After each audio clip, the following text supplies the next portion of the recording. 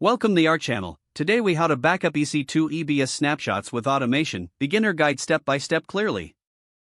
To automate the backup of your EC2 EBS snapshots, start by logging into your AWS Management Console. Navigate to the EC2 dashboard from the Services menu. Identify the volume for which you want to create snapshots. Make a note of the volume ID. Next, head over to the Lambda service in AWS. Click on Create Function to set up a new Lambda function. Select Author from scratch for your function type.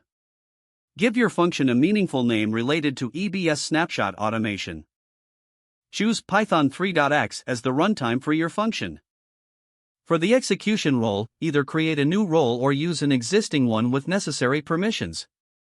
Click on Create Function to finalize your setup. Now, you will write the Python code for automating the snapshot process.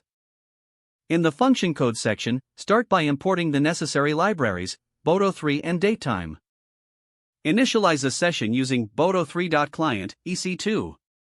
Retrieve the volume details using the appropriate volume ID and call describe_volumes. Create a snapshot using the create_snapshot method, passing in the volume ID. Add a description to the snapshot for easy identification. Capture the current date to append to the snapshot description. Include error handling to manage any exceptions during the snapshot creation process. Once your code is ready, click on Deploy to save your changes. Next, configure a trigger for your Lambda function with EventBridge, CloudWatch events. Set the schedule for how often you want the backups to occur. Choose a rate expression or cron expression for your timing. Test your Lambda function by manually invoking it from the AWS console. Check the EC2 dashboard to ensure that new snapshots are created as per the schedule.